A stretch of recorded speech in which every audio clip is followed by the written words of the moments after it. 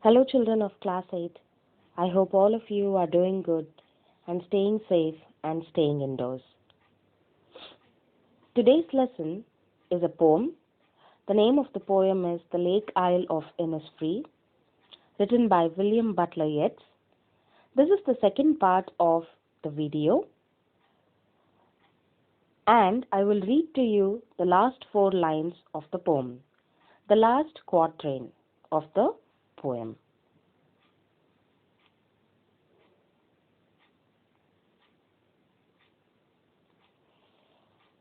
I'm going to place the picture for you and then read the poem.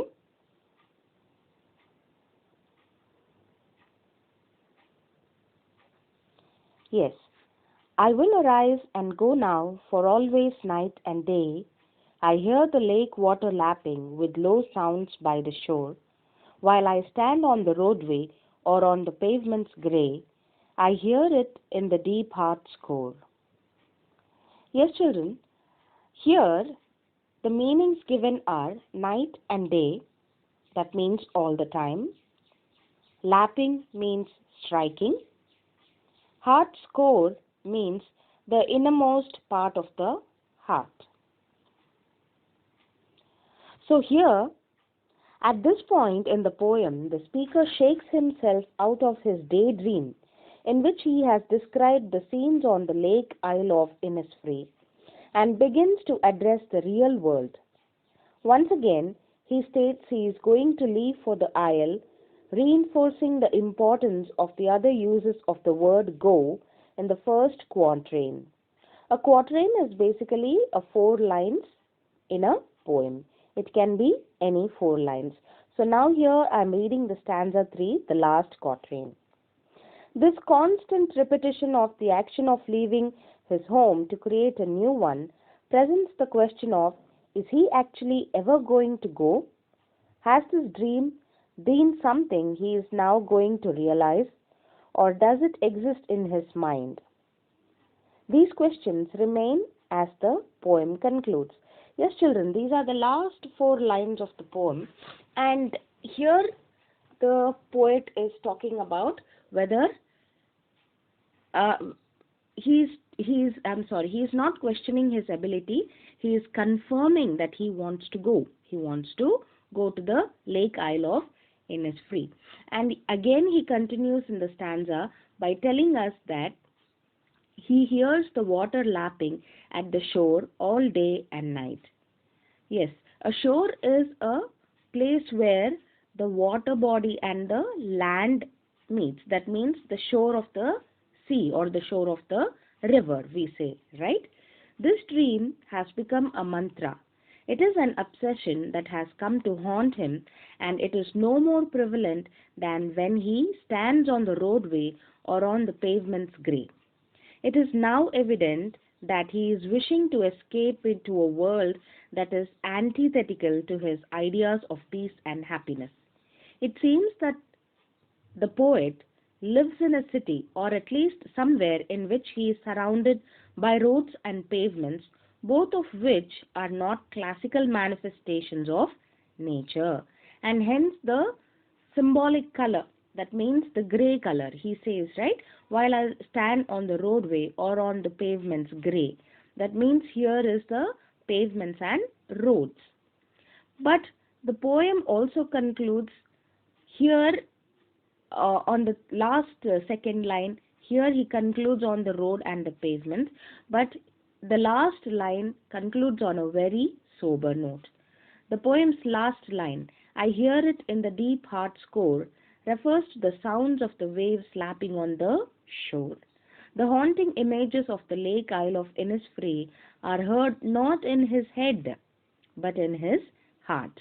The reader is left with unanswered questions regarding the reality of the speaker's plan to go now and go to Innisfree. Will the speaker ever make it from his current home to the peace he needs to achieve happiness? Or will he remain in his city or town, stuck in a fantasy daydream he will never realize? So children, that was the last 4 lines of the poem. Here there are many pictures which I have collected and want to show it to you. If you remember, this was the first stanza and the explanation was given in the previous video. I will read the poem once again for you. I will arise and go now and go to Innisfree, and a small cabin built there of clay and wattles made. 9 bean rows will I have there, a hive for the honey bee, and live alone in the bee loud glade. Yes, children, the meanings given here are arise is to stand up, cabin is a room, wattles means twisted sticks for making fences and walls, glade is clearing or an open space in the forest. Bee loud refers to the sound made by the buzzing of the bees. Yes, here you can clearly see in the picture that this is a cabin or a small room where the writer he wishes to build of sticks and of twisted sticks. And he also wants to make fences. There is a clear picture here, and also there is a picture on the top right hand corner of a beehive and the busy bees buzzing around with the buzz sound. Yes, this is the explanation of the first stanza, children. And if we go down to the next one, the next stanza, the second stanza is, and I shall have some peace there, for peace comes dropping slow, dropping from the vales of the morning to where the cricket sings. There midnights all a glimmer, and noon a purple glow, and evenings full of the linnet's wings. And here the meanings given are veil, or a piece of fine material worn by women to protect or hide the face. Cricket is an insect related to the grasshoppers but with shorter legs. The male produces a characteristic musical chirping sound. And linnet is a small brown and grey bird with a short beak, and glimmer means something which is shining. So here in the second stanza, the poet says that when in Innisfree he will feel peaceful. And he also says that the feeling of peace is felt slowly and gradually. He describes how he would feel peaceful in the morning time when it is cloudy and the view is not very clear. Then it will appear as if the morning has worn a veil and has hidden itself. Looking at the scene will make him feel peaceful. Further, he says that when the male cricket insect will sing a song, that sound will bring him peace.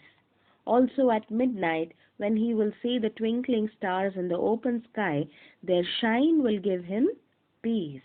In afternoon, when the sunlight will give a purplish glow, that also will give him peace. And during the evening, when he will see the linnet bird flying in the sky, then also he will feel very peaceful. So children, this is the explanation of the second stanza. And in the first stanza, the second stanza, and the third stanzas have been explained to you now. And this was the third stanza, children. And now I will be sharing with you some pictures related to the poem.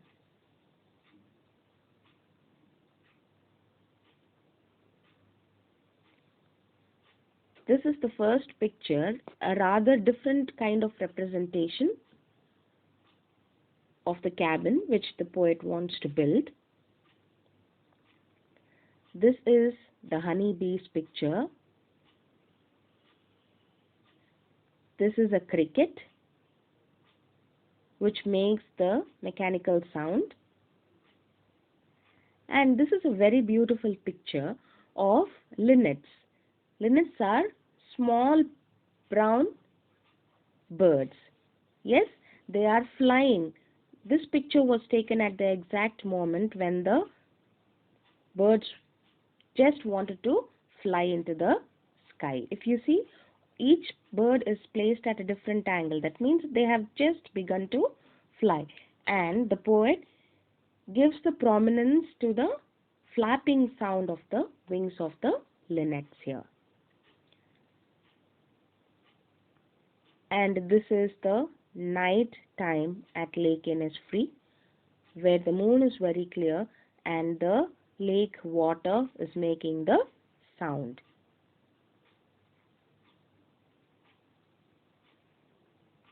Yes, children, this is one of my favorite pictures because this is the aerial view of the Lake Innisfree itself.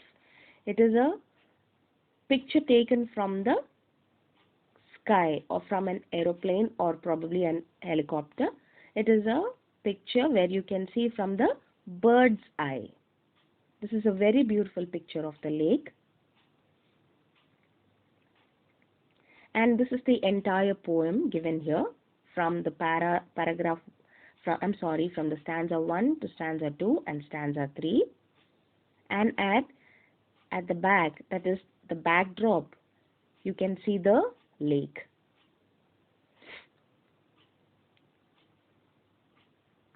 And here is a picture of William Butler Yeats in his young days. William Butler Yeats, from 1865 to 1939, he stands at the turning point between the Victorian period and modernism, the conflicting currents of which affected his poetry. A poet and playwright, he was born in Dublin and London and received an education in both Dublin and London. This is another picture of William Butler Yeats. The poem The Lake Isle of Innisfree is a 12-line poem composed of 3 quatrains written by William Butler Yeats in 1888 and was first published in the National Observer in 1890. This is a picture in his middle age, and this is the picture in his old age. The poet William Butler Yeats, he was born in 1865 in Dublin in Ireland. He wrote mainly on traditional Irish literature with a strong emphasis on patriotism. He won the Nobel Prize for Literature in 1923, children. Nobel Prize is the highest prize anyone can get in literature, he won the Nobel Prize. That is the highest prize. He died on 28th of January in 1939 in France. This was the picture. This is the picture of William Butler Yeats in his old days. So children, this was the summary and the detailed explanation of all the stanzas of the poem. You can pause the video whenever you want to, and you can check for yourself and understand the different meanings and also the meaning behind the text of the meaning behind each line of the poem or the text given here.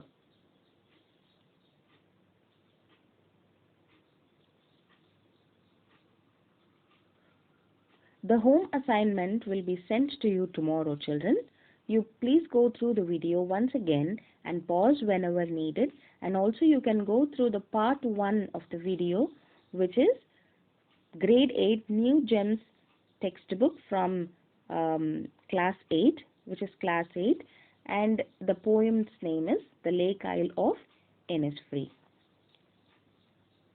Yes, children, please complete your homework on time, and please understand the magnitude of the time which has been given to you, even though we are facing a pandemic, not only in India, but in the entire world. Stay safe, children, and stay home. God bless you all.